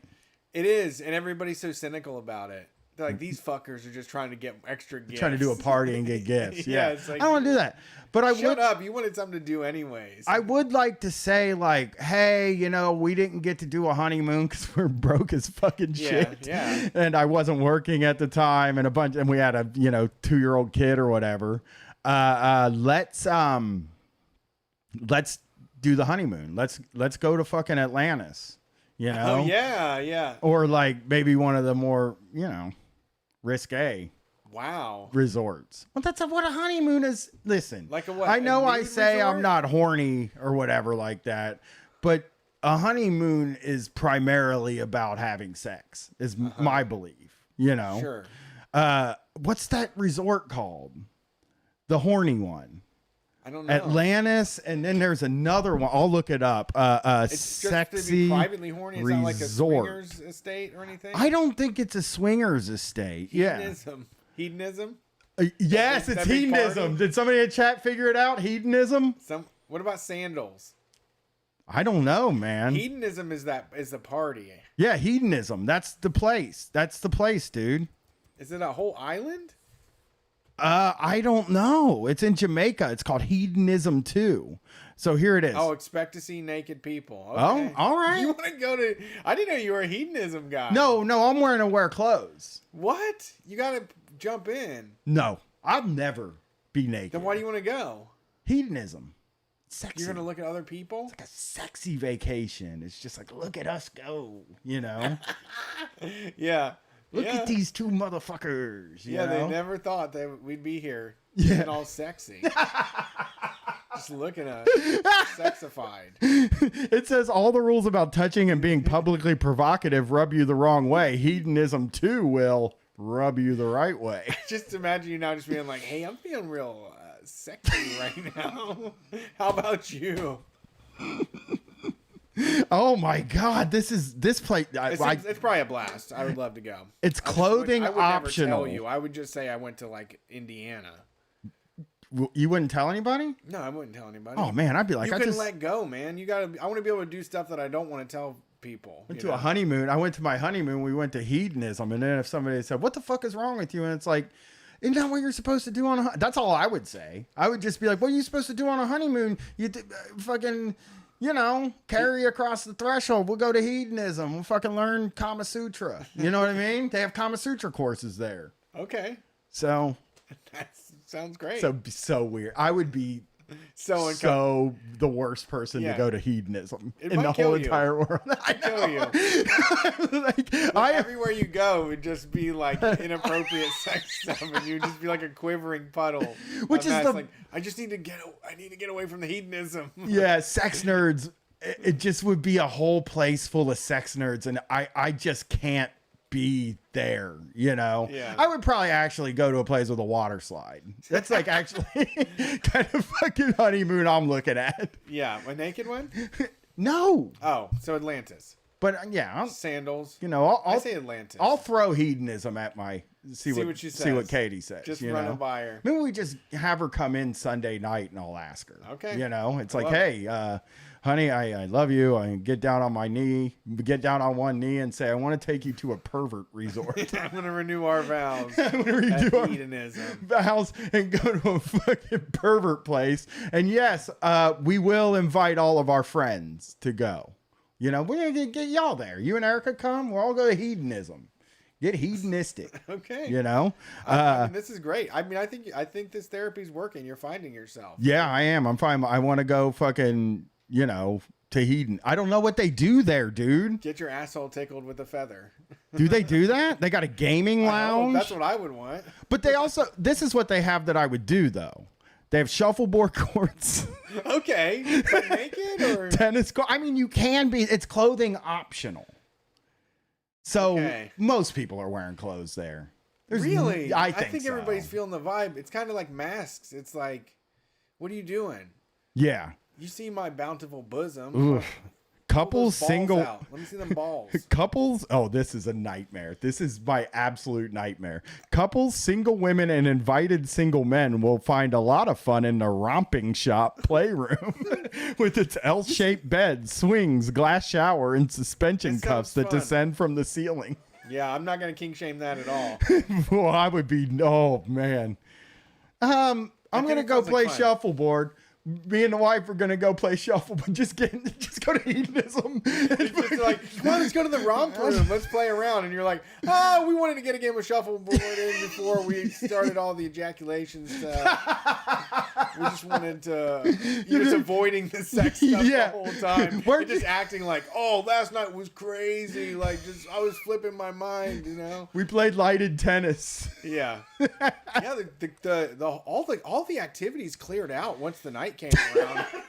there was no lines. You know, when you go to a regular resort at night, people are playing shuffleboard, people are playing tennis, they're taking up the water slide, they're doing all that stuff. Here at hedonism, the night belongs to you if you're looking for recreational activity. Yes. Dear Abby, my 32-year-old son Jerry wanted to propose to his girlfriend but didn't have money for a ring. My husband offered him my original engagement ring, assuming for some reason, or maybe just not thinking, that my old ring didn't hold sentimental value to me. Although I wore that 1/3 carat diamond every day for 32 years before getting a newer, larger one. Oh, snap. Yeah, What a that, you see where we're going. husband. Like, You see, you are bad. oh, get out of here. Wait, let's see where this goes. He's giving it to his son. Right, man, but that's not your shit. That doesn't belong to you. That ring has never been in your possession. I mean, he probably feels like he paid for it. That's true, maybe. That's true. You know, even if you put all your money in together, half of that ring's mine. You know what I mean? I don't think so. I think you give it up, man. Yeah, okay. After the ring was offered, I felt forced to let him have it. I knew it wouldn't fit his girlfriend, and I also didn't think she would settle for such a small diamond. But I figured he would have the diamond put into a setting that fit her. Wow, there's already issues. There's so many issues. Yeah. With this. It's like my son's gonna get married, but I'm mostly mad at my dumbass husband. I know. Now that I think about marriage, I think of how much I hate my husband. I think the line "I felt forced to let him have it" is incredible. Where it's just like, well, I guess I can't take it back. Yeah, but like you're just fucking sitting there. When he came over to pick up that ring, and then every time he comes over with his fiance, she's gonna be grinding her fucking teeth the whole time. It's just gonna make her fucking crazy. And he just walked in. It was just sitting in a drawer for 30 years or whatever, however long. And he walks in and just grabs it and is like, "Hey, here, you can give that to her." That's husband dude. That's a husband move though, Yeah. because I'm the same way. I'll go in there and I'll be like, well, "Fucking, you haven't used it in forever, you know? Right. I mean, you obviously don't care about this, you know?" Big mistake. Yeah. I've given Gwen jewelry stuff from my wife that just was like, she don't use it, you know? Yeah. But okay. So after the ring was so she forced to let him have it. And I think it's funny that she said, I knew it wouldn't fit his girlfriend, and I also didn't think she would settle for such a small diamond. Like, what does that say about what the mom thinks about the girlfriend? You know? He's mad about everything. But I figured he would have the diamond. Okay, so I got over my feeling of loss knowing he would use the ring. Well, he didn't. He gave her my ring, and then they went out and charged a nice size engagement ring that she selected. My original ring now hangs on a chain in her jewelry box. The rules. Should I ask for my ring back? Signed, Means a Lot in Texas. What is your move here? God. What is your move here if your Means a Lot? Because I think the way this works is if we answer the question and then we read what Dear Abby has to say to Means a Lot in Texas. Okay? Yeah. First of all, the original Dear Abby's name is Abigail Van Buren. But this Dear Abby's it says, Dear Abby is written by Abigail Van Buren, also known as Jean Phillips. Yeah. So she just took the name. Okay, so here's what I did. Here's the thing. You can never ask for that ring back. Ever. You just can't ever do it. Yeah. I guess there's like a few different systems of thoughts at play here. I think personally, attachment to items like this will always cause you problems. Yeah. If there's a thing in the world and it can change ownership and all of a sudden you lose your fucking mind, that's not good. Yeah. You know, like this is something not to care about. Now, if we're playing old school rules, yeah, like you got disrespected because I know. But I think that this woman ultimately is too judgy and very miserable and hates her fucking life and is inflicting it on everyone Also around hates her son. Yeah. And his girlfriend and her husband. Yeah, the whole situation, she feels stuck, and this little cruddy diamond has become like the indication of everything that's wrong with her life. You know, I didn't think of it in those terms, but yeah, I mean, I think it's just people have ties to things, and people that don't have ties to objects, we will never understand those people. Right. We will never. But I think there's a rich interior life, and there's a rich dedication or satisfaction with your well-being that I have a security that comes without the reliance on other people. I can do things that I enjoy for myself, and I don't have to have other people tell me that it's right or good or it's any of that stuff. But like this person now has nothing. I feel like there's just nothing. Like if to be so caught up on this just means that they aren't doing bird watching or taking walks or doing, like, this is something that's become so important, when it really, like, it was a big festering wound, I guess, that was sitting there forever, you know?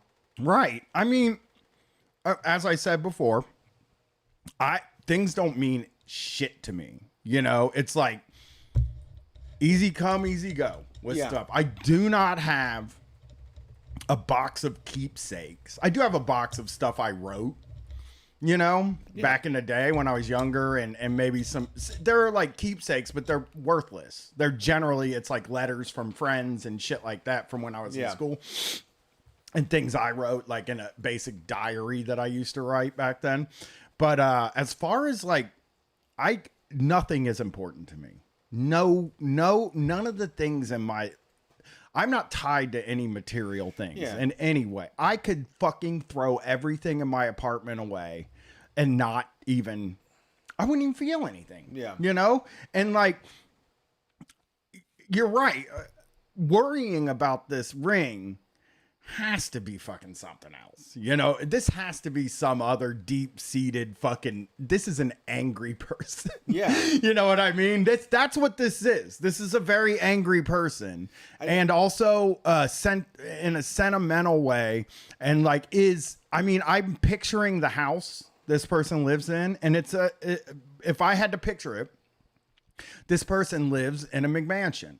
Tchotchke house. Yeah. And drives a fucking, you know, a really nice car, and is awful to work with, and is, you know what I mean? Yeah. Is mean to her coworkers. And that's what I was getting at too, is that it's conservatism, it's traditional. It's like, you know, a ring is a symbol that a man has gained enough money to own a woman, you know? And here you are, we're giving you this. I didn't even get bought with a good diamond. Your father got me for a fucking, a little sliver of an ice cube.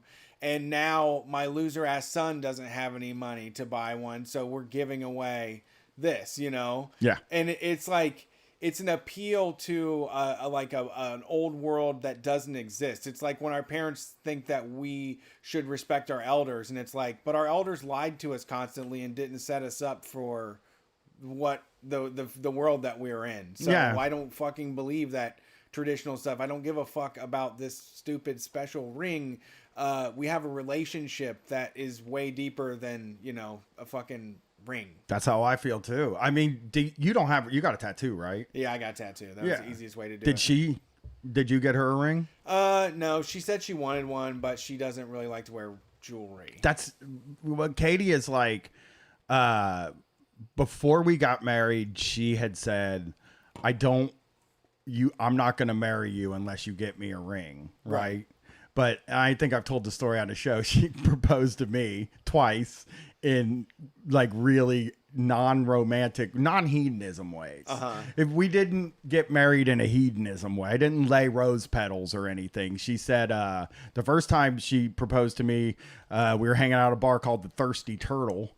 And I don't remember why, but she got super drunk and started saying, we should just fucking do it. You know, let's get married, man. You know, I had a job even. And she was like trying to help me get insurance. And then what happened was, like, I quit the job, and I was like, well, my insurance cuts off in like 90 days. And she was like, fuck it, let's just get married then. And that's why we ended up doing it. I think that's part of the reason why I want to do the honeymoon thing. Cause like we were talking about this last night, because my daughter's going to be a senior in 2 years. Right. And in your senior year, you have to buy a cap and gown. You have to buy senior pictures. You have to buy a prom dress. And me and Katie, first of all, none of the three. I didn't go to the prom.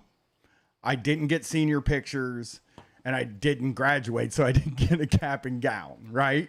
And I didn't get to walk until college.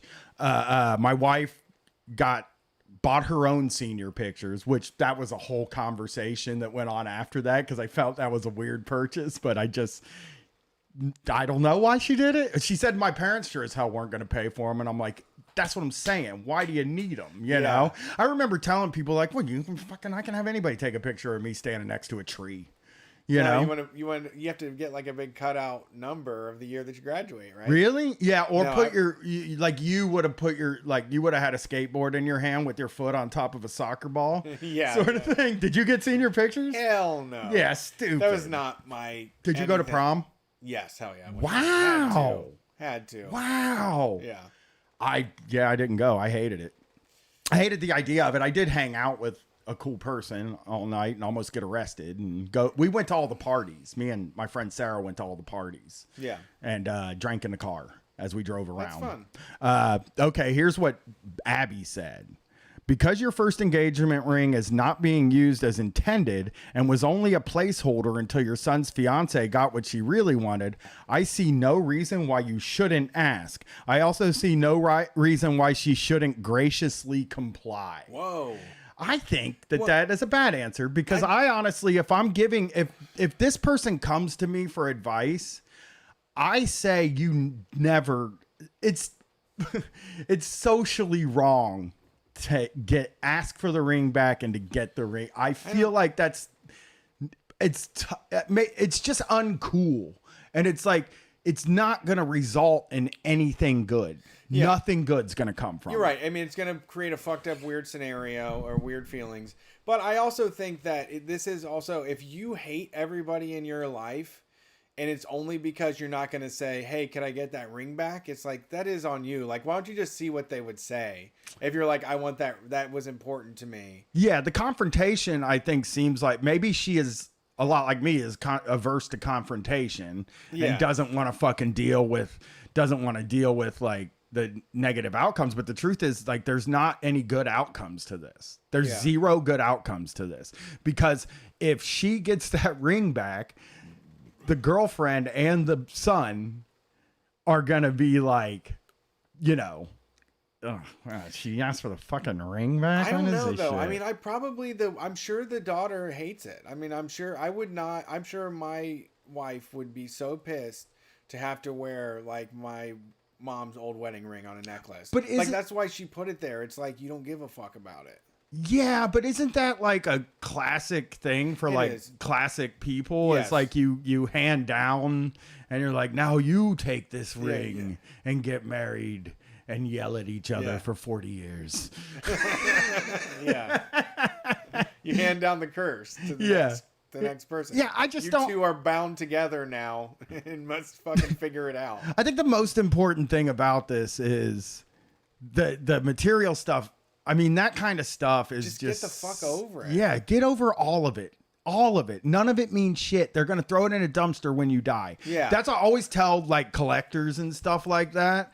Is like, if they're stressing about because there's a lot of people who collect and they fucking just stress about the collections and spend a bunch of money that they don't have and shit like that. It's like, they're going to throw this shit in the dumpster when you die. Yeah. Like, this doesn't mean anything at all. Some hillbilly's going to come to an estate sale and buy it all for $10. Yep. Your Matchbox cars. Yeah. Yeah. Your all Matchbox the cars. Yeah. Your Matchbox car collection is going to get thrown the fuck away. Your Funko Pops are going to be, you know, in the ocean somewhere floating around ultimately. Yeah. Because people don't care about your shit. You know, right? I think it would take a special weird kind of fucking I had a buddy growing up who had Lou Alcindor's rookie card, that's Kareem Abdul-Jabbar, and his dad left it to him, and his dad died when he was very young, and he held on to that thing forever, and I was always like really impressed with it as a kid,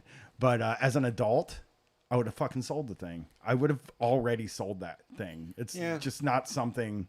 I don't know. That's just how I am, dude. I get sentimental attachments to people.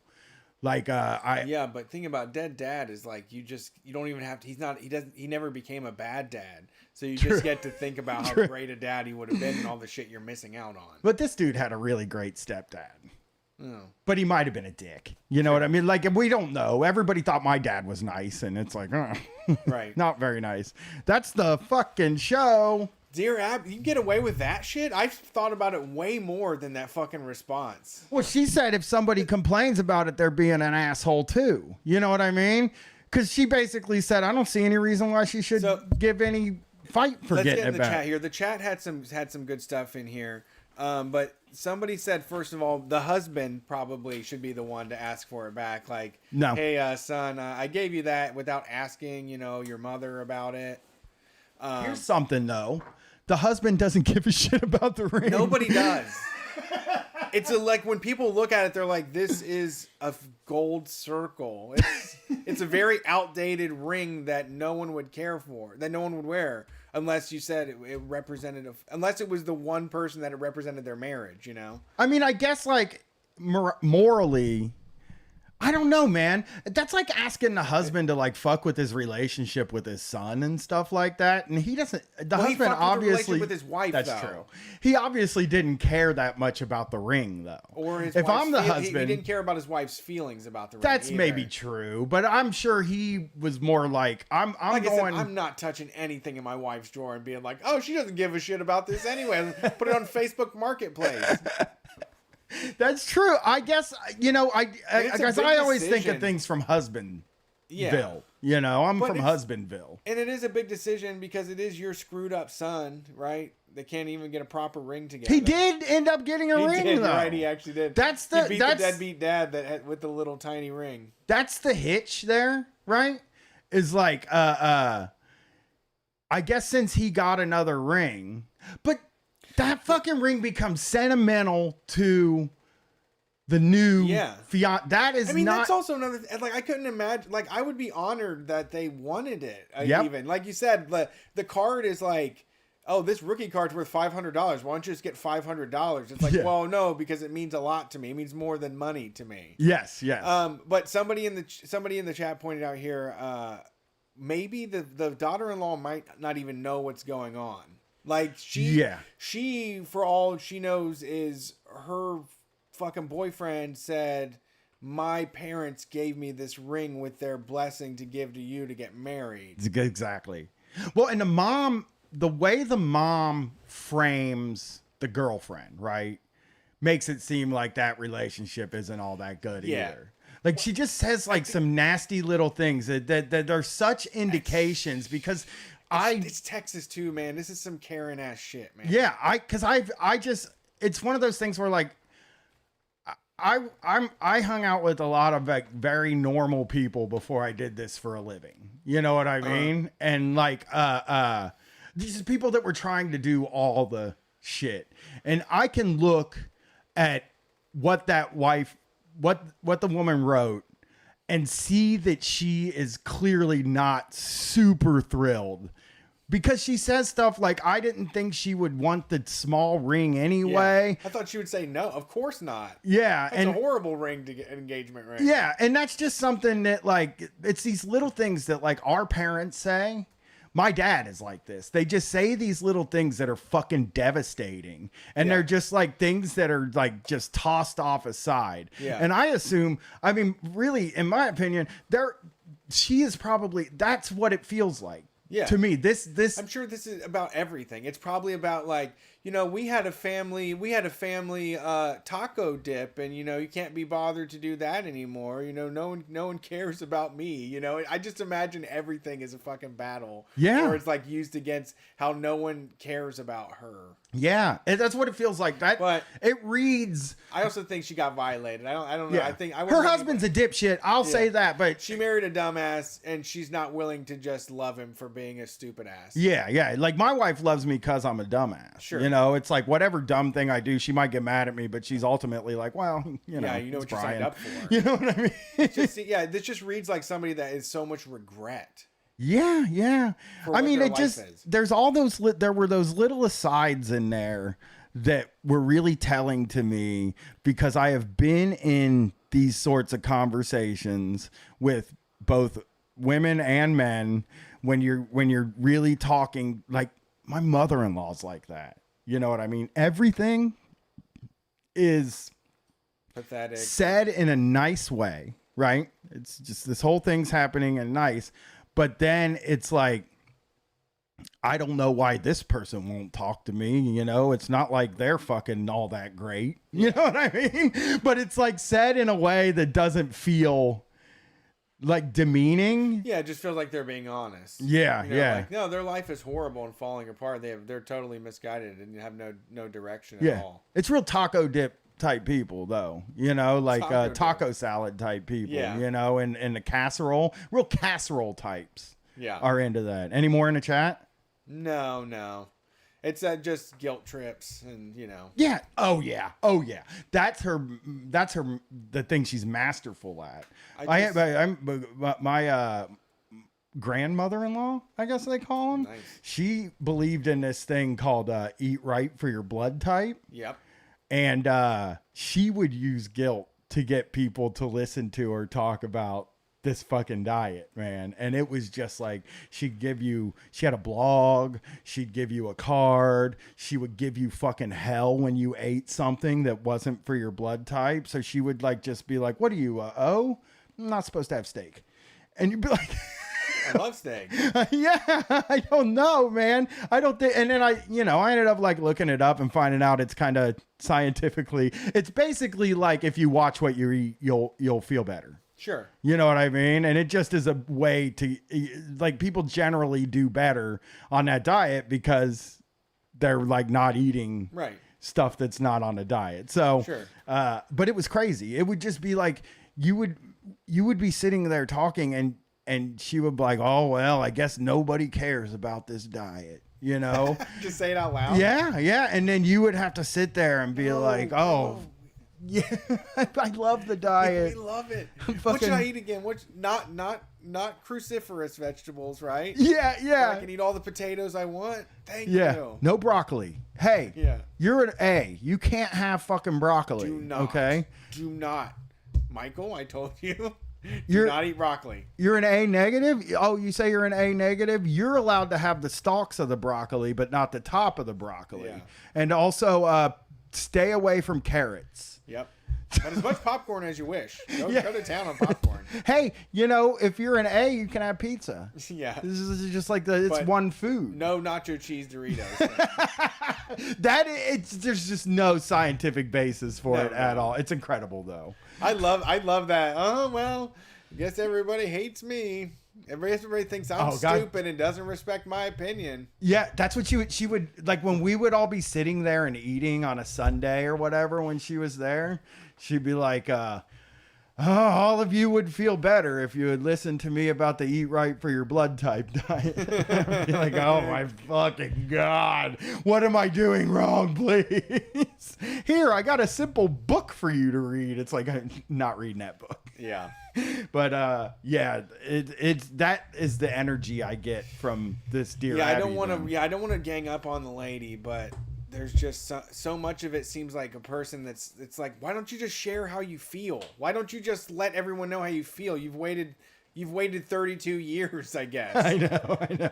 Yeah, I mean, the husband shares a lot of blame, and the husband is a total dipshit. But ultimately, like, if you start to look at motivations of people when they're doing things, it's like he was ultimately trying to do something very kind. Yeah. And like, that's something that, I always look at people's motivations. Yeah. And then decide if I'm going to fucking go through the roof about it. You know? That's true. Yeah. And it makes sense. I mean, it does make sense also. I think that like I could just imagine you saying, hey, like if you have a working relationship with somebody, you can say, hey, that was given to you in error and I want it back. Yeah. I mean, if I was the husband, I probably would have been like, hey, dude, but the husband's probably afraid to also confront. You know what I mean? Yeah. He's probably just as like confrontational without getting in confrontations as anybody. Yeah, you know? He probably sits in a garage all day and drinks beer and listens to Van Halen and fucking just like is just waiting until like CSI Miami's on, you know, or NCIS or something. You know, he probably has a Trump flag where he's holding that big machine gun like Rambo. Smart. All right, that's the show. That's Street Fight Radio. Thanks for tuning in. Support us. Support local art and one of our buddies, Wavy, by pre-ordering a shirt. Other than that, we have some bonus content coming to Patreon, patreon.com/streetfightradio. You can sign up for a monthly subscription there. For $1 a month, you'll get some audio stuff, including the first volume of Shocktober. For $3, you'll get access to all of our digital zines. $5, you get to watch the videos and also access to the premium audio stuff like Shocktober Volume 2, which is coming at the end of this month. It's so close. We also have zines and other amazing things over there. So check it out. We're Street Fight Radio, and we'll see you on Sunday. We're taking calls 9 p.m. to midnight Eastern Time. Peace.